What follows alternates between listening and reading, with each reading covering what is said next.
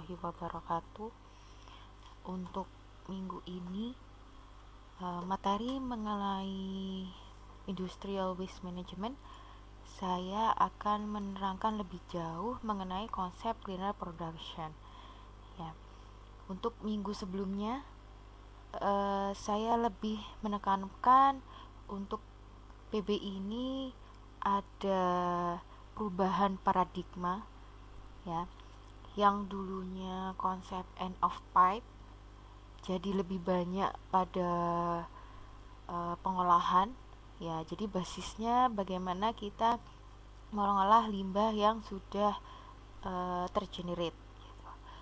Sedangkan untuk konsep cleaner production itu bagaimana kita lebih menitik beratkan kepada preventif. Jadi sebelum kita mengenerate waste, itu bagaimana kita bisa menggunakan kembali ataupun minimalisir limbah yang ada di suatu industri.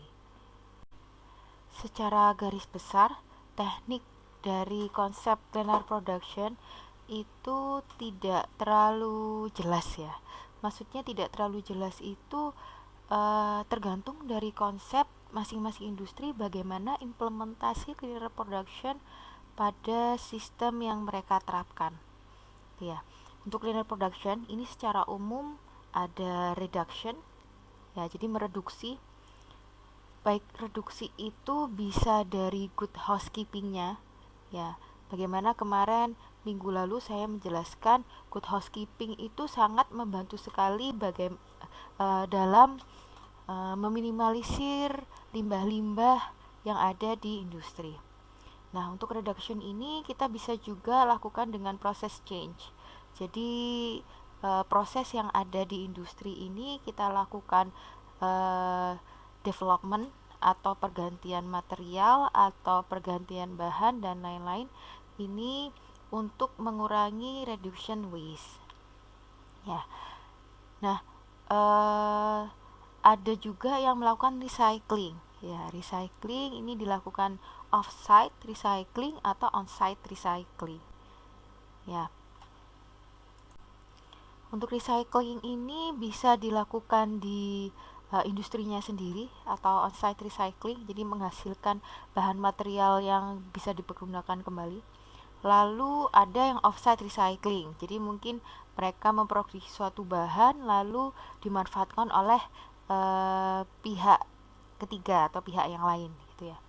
Lalu ada product modification, ini termasuk pada salah satunya packaging, ya.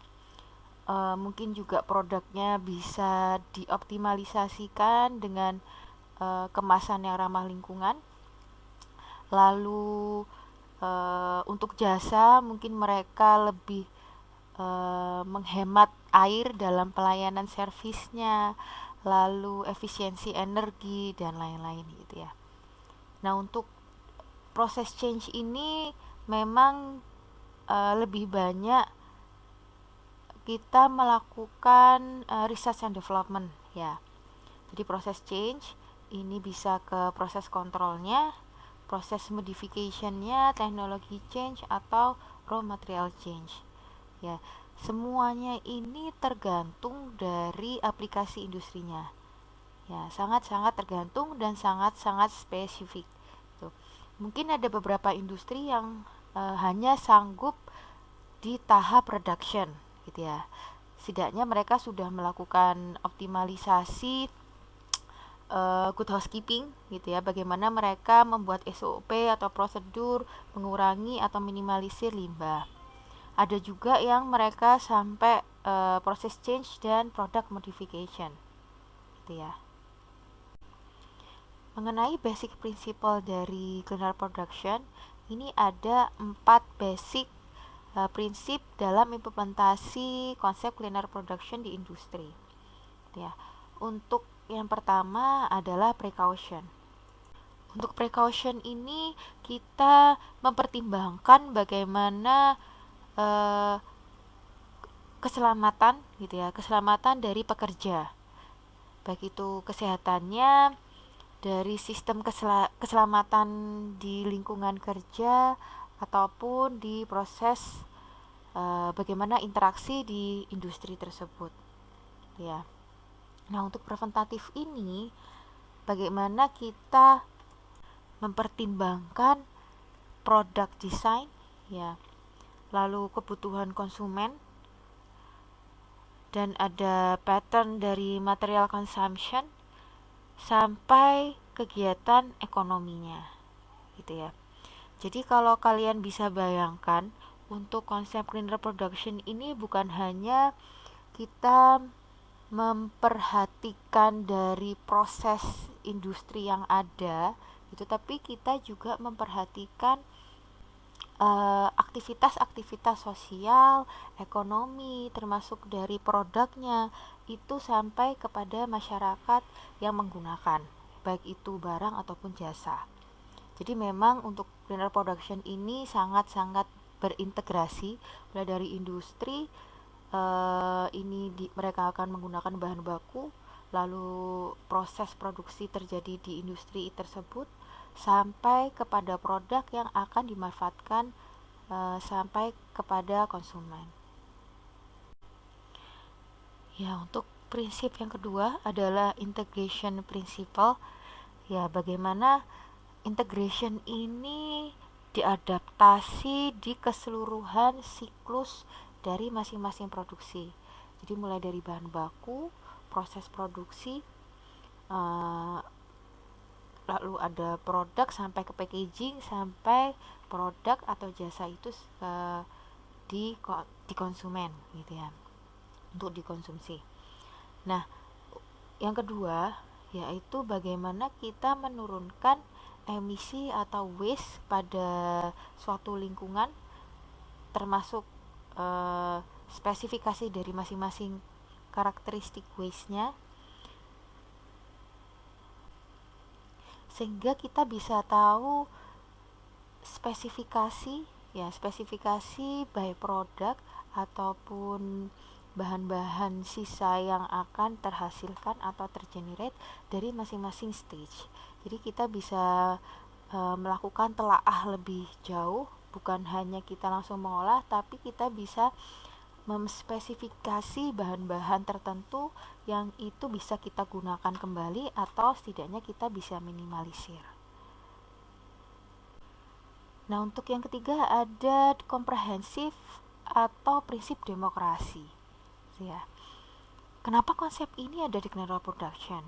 Karena memang untuk clean production ini harus disepakati, gitu ya, harus disepakati oleh keseluruhan karyawan atau keseluruhan pekerja yang ada di suatu industri, gitu ya.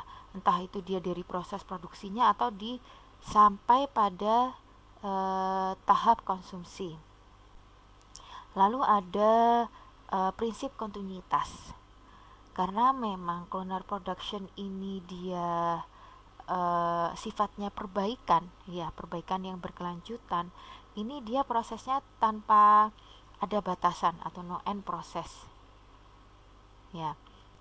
Implementasinya ini membutuhkan suatu komitmen dari government, dari pemerintah, dari industrinya juga.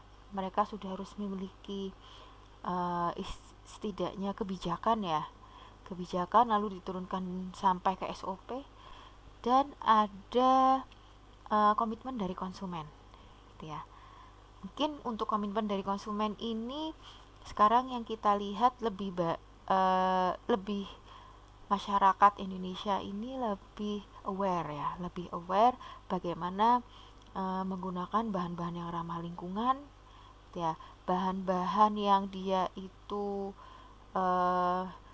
lebih kepada bahan-bahan yang non B3 atau lebih ke herbal atau ke organik, gitu ya. Jadi konsumen ini memang menjadi salah satu aspek penting, gitu, karena terkait juga dengan lifestyle atau habits atau kebiasaan. Ya, untuk fase dari assessment clean production ini dari REDIC 2008. Mirip dengan ISO ya. ISO mengenai sistem manajemen lingkungan.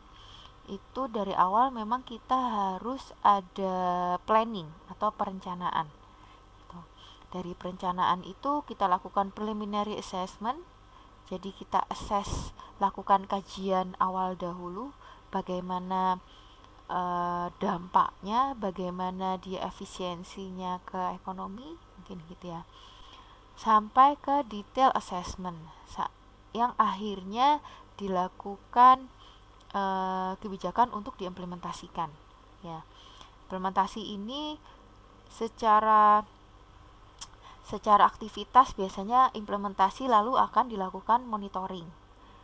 Ya, selama berlangsung implementasi itu mungkin ada program baru, lalu kita lakukan monitoring. Jadi kita lakukan assessment dari implementasi itu apakah signifikan atau tidak dampaknya, gitu ya.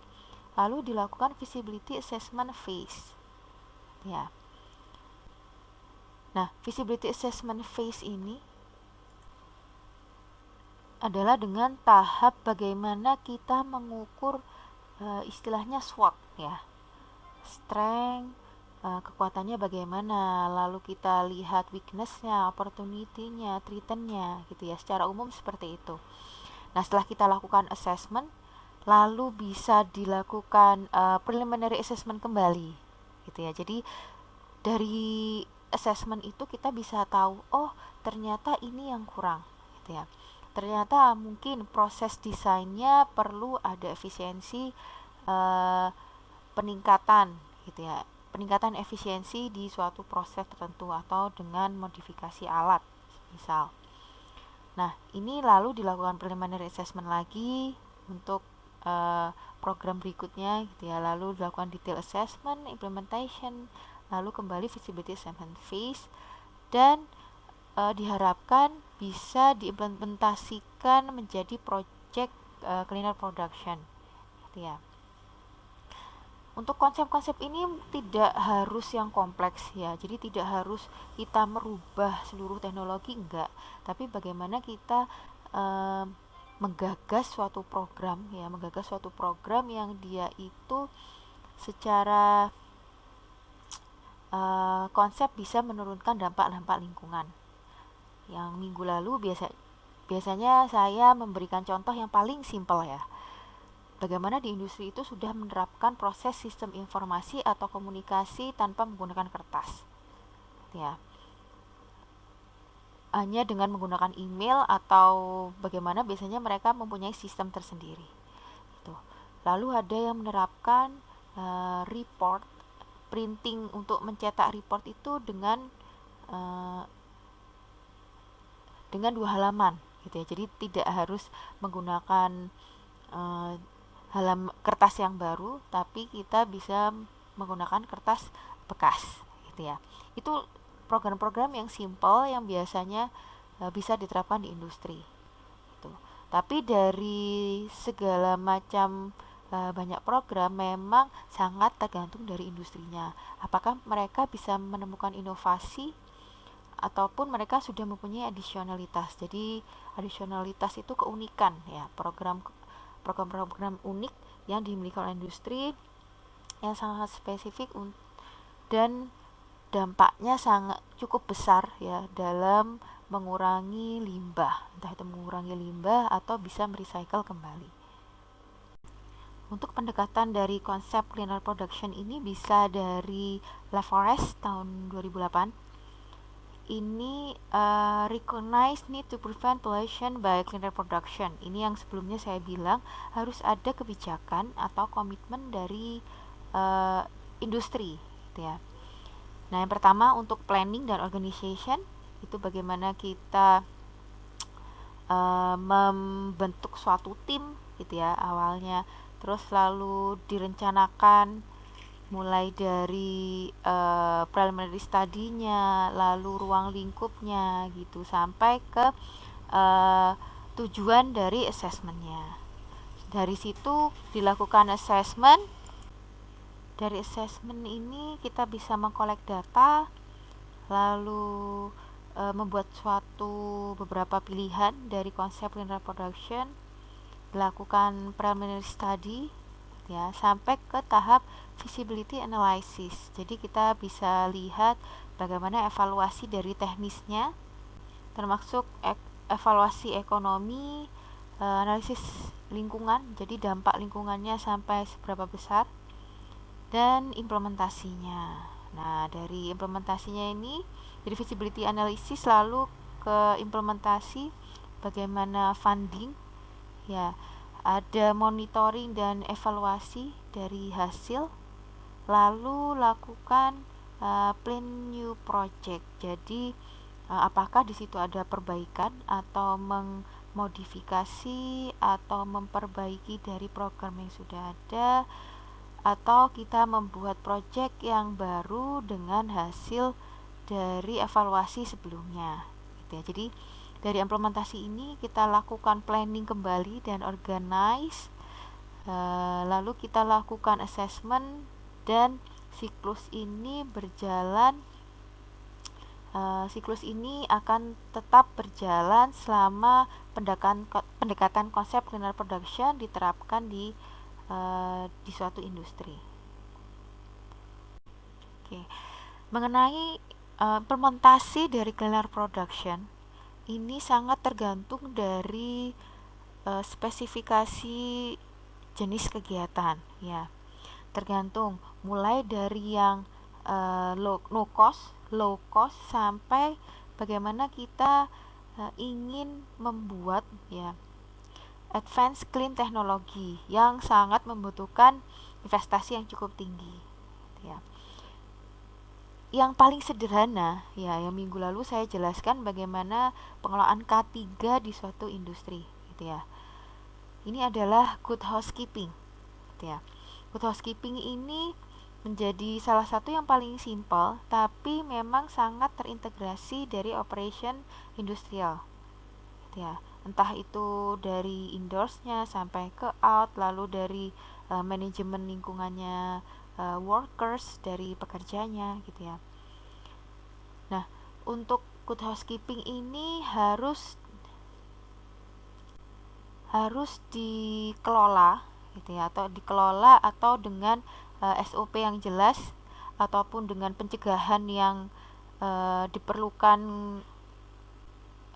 strict gitu ya, diperlukan ketetatan untuk pendisiplinan, karena memang untuk mengurangi kebocoran gitu ya, tumpahan ataupun kejadian-kejadian kecelakaan kerja gitu ya. Lalu ada input substitution. Ya, input substitution itu bagaimana kita mengganti bahan baku atau input material menjadi bahan yang less toxic.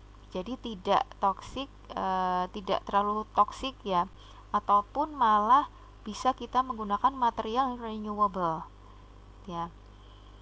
Nah, ini diharapkan kalau kita menggunakan bahan renewable, diharapkan untuk prosesnya ini tidak atau lebih minimize limbah yang dia tidak toksik atau bahkan dia tidak menimbulkan limbah gitu ya. Karena memang renewable material itu kita bisa memanfaatkan kembali bahan-bahan yang mungkin dari stage sebelumnya atau dari pihak sebelumnya itu menjadi waste gitu ya. Ada juga dari implementasi cleaner production, ada better process control gitu ya. Better process control ini maksudnya lebih ke teknis, bagaimana kita modifikasi operational procedure, lalu ada equipmentnya, ada prosesnya untuk prosesnya ini berjalan agar lebih efisien dan lebih rendah limbahnya, dan serta meningkatkan nilai tambah dari produknya begitu ya. Lalu ada equipment modification. Dari app code modification ini bagaimana kita memodifikasi tools atau equipment yang ada di proses produksi, gitu ya. Jadi kita harapkan dengan efisiensi yang tinggi, lalu menurunkan dari waste dan emisinya. Termasuk ada desain, perubahan desain, gitu ya. Ini bisa dilakukan tergantung dari sejauh mana cleaner production akan diimplementasikan, gitu ya. Ada juga untuk beberapa industri itu bagaimana mereka melakukan better process control, itu mereka melakukan maintenance atau istilahnya pergantian oli, gitu ya. Itu dilakukan secara berkala, gitu ya. Yang sebelumnya sampai rusak, semisal sudah efisiensinya rendah baru diperbaiki. Nah, yang sekarang ini program yang terbaru, mereka membuat semacam seperti program untuk memaintenance secara berkala. Mungkin selama 2 bulan itu lalu diganti olinya, diganti toolsnya, gitu ya. Nah, itu memang perlu ada evaluasi, gitu. Nah, biasanya kalau maintenance-nya itu dibuat berkala seperti itu, waste dari limbah oilnya itu tidak sebanyak kalau proses desainnya itu sudah rusak, gitu ya. Sudah rusak ataupun efisiensinya menjadi lebih rendah. Nah, hal seperti ini memang bisa diterapkan konsep cleaner proses dari proses kontrol ini supaya meningkatkan efisiensi dan mengurangi limbah. Ya. Lalu ada teknologi change, gitu ya.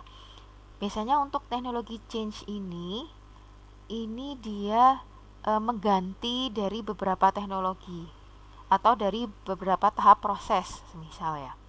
Ini memang ditujukan untuk mengurangi limbah dan emisi yang dihasilkan dari proses produksi itu. Memang biasanya untuk teknologi change ini investasinya lebih mahal dibandingkan dari prinsip-prinsip yang sudah ada diterangkan sebelumnya, gitu ya. Untuk on-site recovery atau reuse, ini biasanya banyak material yang bisa digunakan kembali atau di-recycle suatu industri. Ini tapi tergantung dari prosesnya bagaimana, lalu proses penggunaan kembalinya ini seperti apa, gitu. Ini tergantung dari masing-masing aplikasi industri. Lalu ada juga production of a useful byproduct, gitu. Maksudnya untuk byproduct ini adalah bahan istilahnya bahan samping ya.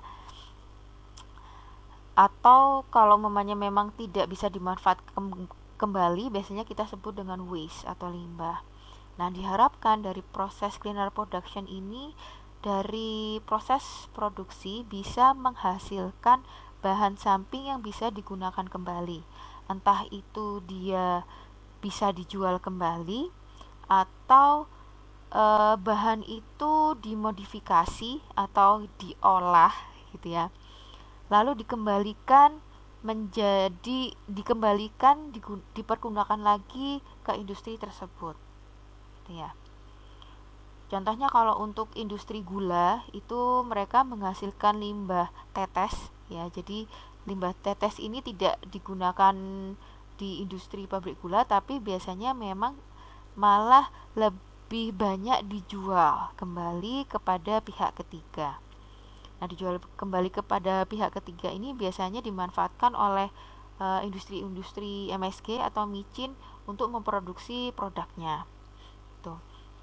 Ada juga industri yang melakukan pengolahan air ya, yang mungkin karakteristiknya dia hanya bermasalah di pH atau suhu, lalu airnya ini akan digunakan kembali ke proses, gitu ya. Nah, memang sebelum dipergunakan kembali ini, air ini harus memenuhi standar ya, agar tidak merusak dari proses yang ada di industri tersebut. Kemudian ada product modification, gitu ya. Ini termasuk kita bagaimana memodifikasi produk ya yang bertujuan untuk mengurangi dampak lingkungan pada saat produk itu sudah tidak bisa digunakan kembali gitu ya, atau istilahnya disposal. Kemarin saya menggambarkan sekarang ada beberapa industri kosmetik ya. Kosmetik itu kan menjualnya dalam bentuk tub gitu ya, tub-tub kecil-kecil gitu bahkan. Nah, setelah produk kosmetik ini sudah habis, biasanya kita langsung membuang gitu ya. Membuang uh, di sampai di landfill dan lain-lain. Padahal untuk tub ini ada beberapa industri yang sudah bisa dikembalikan lagi secara langsung ya, beberapa industri. Jadi si industri ini mereka secara aware mengajak atau mensosialisasikan kepada konsumen untuk mengembalikan botol atau tub yang sudah dipergunakan dari konsumen itu, dari pihak konsumen dikembalikan ke pihak industri. Ya, jadi istilahnya di sini ada siklus gitu. Industri yang memproduksi produknya, mereka harus bertanggung jawab untuk mengambil gitu ya, mengambil sampah-sampah ataupun produk yang sudah tidak bisa digunakan kembali. Ya, untuk peran dari konsep cleaner production dalam pencapaian sustainable development di industri ini memang semacam big project ya kalau saya bilang, karena memang sangat membutuhkan dari keseluruhan stakeholders itu. Ini coba kalian lihat dari sisi industri di sebelah kiri nih ya. Ini mereka memang bisa menggunakan teknologi upgrading, ada operation improvement, lalu ada regulation. Ini regulation biasanya dilakukan oleh government. Lalu ada teknologi demand and teknologi supply. Nah, ini yang saya katakan sebelumnya, bahwa konsep linear production ini harus ada R&D project atau research and development. Nah, memang biasanya kalau kalian besok menemukan atau mencari studi kasus ya yang industrinya dia memiliki research and development yang cukup baik, mereka akan menerapkan program-program konsep produksi bersih gitu ya. Karena memang R&D ini dibutuhkan untuk mendevelop gitu ya, mendevelop bagaimana komitmen industri ini menerapkan produksi bersih. Nah, dari R&D project ini entah itu ada konsep cleaner production, ada konsep green design, ada konsep resource recycling gitu ya, itu macam-macam untuk konsepnya. Tapi bagaimana kita bisa minimalisir dampak lingkungan dari proses industri. Nah, dari R&D ini memang membutuhkan dari peran akademia gitu ya, atau institusi akademik, lalu ada research dan dari industrinya sendiri ya. Dari R&D ini juga dipengaruhi dari teknologi integration, ada pollution preventionnya, ada monitoring assessment, lalu ada pollution control and site remediation ya. Jadi terintegrasi mulai dari assessment dari awal sampai akhir itu memang kita harus meresearch gitu ya, bagaimana di mana dan bagaimana tahap-tahap itu bisa kita optimize gitu ya, bisa kita optimalisasi dan bisa meminimalisir waste. Ini contoh studi kasus ya yang saya cari di Google ya, bagaimana implementasi dari produksi bersih di industri kertas gitu. Kalau kalian lihat ini mengakses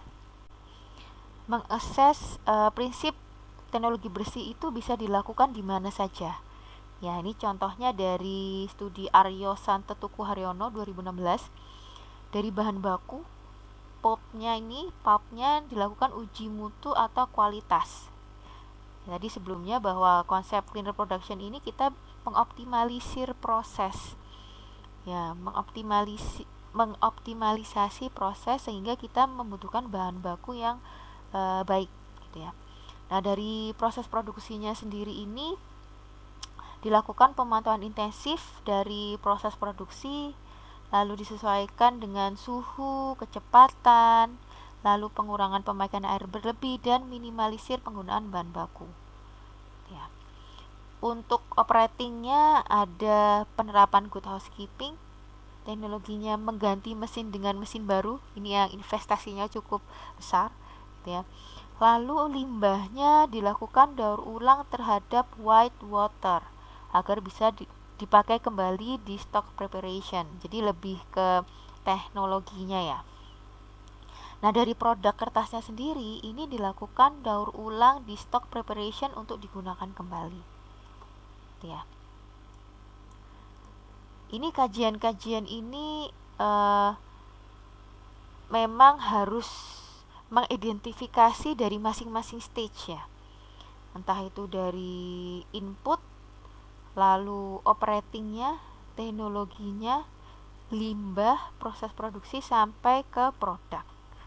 Nah, ini salah satu studi kasus yang menjadi tugas kalian pada PBI ini.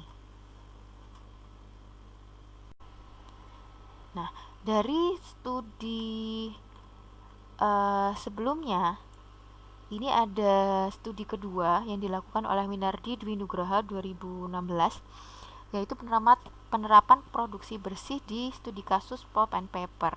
Ya, sama-sama industri pulp and paper, namun assessmentnya dia menggunakan aspek ekonominya juga, gitu ya. Jadi semisal kalau kita menggunakan recovery dari limbah white waternya ini, dia menganalisis kebutuhan untuk mentreatment, gitu ya, untuk menggunakan air kembali, lalu menghitung profit totalnya. Tuh.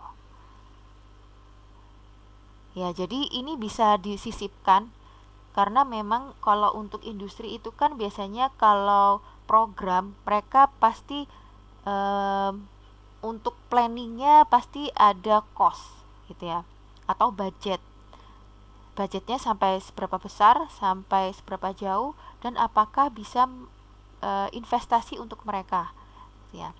Misal ada produk yang bisa dijual kembali, itu pasti menjadi keuntungan atau sesuatu yang bisa meningkatkan nilai ekonomi dari suatu industri, gitu ya. Ya, dari beberapa konsep yang sudah kita telaah mengenai cleaner production, itu keuntungan apa sih dari cleaner production? Gitu ya.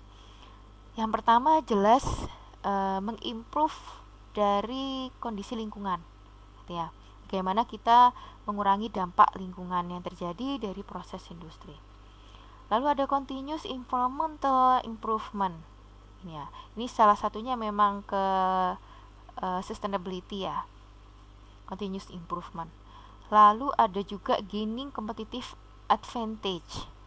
Ini ya, keuntungan di semakin lebih untuk cleaner production ini semakin diharapkan semakin banyak untuk keuntungan yang bisa diambil oleh industri. Lalu ada increasing produktivitas, ada increasing economical benefits, gitu ya. Nah, dari cleaner productionnya ini dari segi bisnisnya, gitu ya, bisa mengimprove produk dan service, gitu ya. Lalu ada menurunkan dari resiko, improve company image. Ya, ini sudah mulai aware untuk penduduk ini atau masyarakat Indonesia atau di seluruh dunia itu mulai aware mengenai bagaimana industri itu menerapkan istilahnya bahan-bahan ramah lingkungan, gitu ya. Entah itu industrinya menggunakan bahan reusable, recycle, dan lain-lain untuk menurunkan dampak lingkungan. Tuh. Nah, dari company image ini juga ada beberapa investor ataupun pihak ketiga yang diajak untuk berkolaborasi ini biasanya membutuhkan labeling dari eco design dan lain-lain gitu ya. Jadi apabila industri itu sudah mempunyai eco label yang dia itu berkomitmen berkomitmen untuk mengurangi dampak lingkungannya, itu biasanya investor tuh lebih lebih suka gitu ya, lebih suka ataupun industri-industri lain untuk mengajak berkolaborasi gitu. Jadi makanya sudah sampai ke company image. Lalu ada yang secara langsung, yaitu ada workers health and safety conditions K3 gitu ya. Lalu penurunan waste treatment and disposal cost, termasuk linear production ini ada save cost di raw material karena memang kita mengefisiensikan bahan, energi, dan air. Nah, dari linear production ini lebih karena memang kita mengefisiensikan keseluruhan, biasanya memang lebih profit ya, lebih menguntungkan dan kompetitif. Nah, dari cleaner production ini bisa membantu dari implementasi MEAs atau multilateral environmental agreement gitu ya. Jadi dianggap kalau industri itu bisa menerapkan CP itu untuk berkolaborasi dengan yang lain itu menjadi lebih mudah gitu ya. Dari beberapa konsep implementasi linear production itu memang ada hambatan dari pelaksanaannya ya, termasuk dari internal industrinya sendiri, bisa juga lack of information and expertise gitu ya. Lack information ini contohnya mungkin dari company-nya sendiri atau industri itu mereka belum paham mengenai konsep produksi bersih, ataupun ahli-ahli ya, resource ahli-ahli mengenai penerapan produksi bersih ini sangat minim. Lalu bisa juga industri ini dia tidak memiliki kesadaran mengenai pengelolaan lingkungan gitu ya. Termasuk ada competing business priority ya, karena memang untuk linear production ini ya, dia investasinya memang harus continuous ya. Jadi industri itu sudah terbiasa mengambil keputusan dengan short term gitu ya. Karena untuk short term itu lebih terasa dampaknya gitu secara langsung dibandingkan kalau kalian menerapkan linear production yang harus dilakukan assessment, dan itu bukan hanya setahun 2 tahun tapi bertahun-tahun karena dilakukan perbaikan gitu. Dilakukan continuous improvement, jadi perbaikan yang berkelanjutan. Termasuk level communication ya, middle management inertia, jadi dari atas, dari pimpinan puncak atau manajer, dia tidak sampai sosialisasi konsep produksi bersih ini sampai ke tahap yang di lebih bawah gitu ya, lebih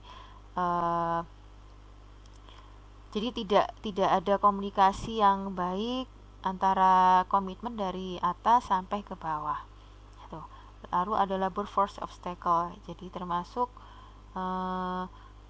ini termasuk K3-nya juga ya.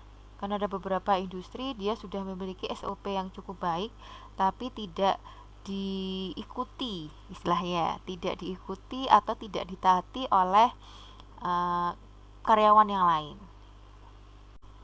Nah, untuk dari eksternal industri ini failure of existing regulatory, ini termasuk government ya.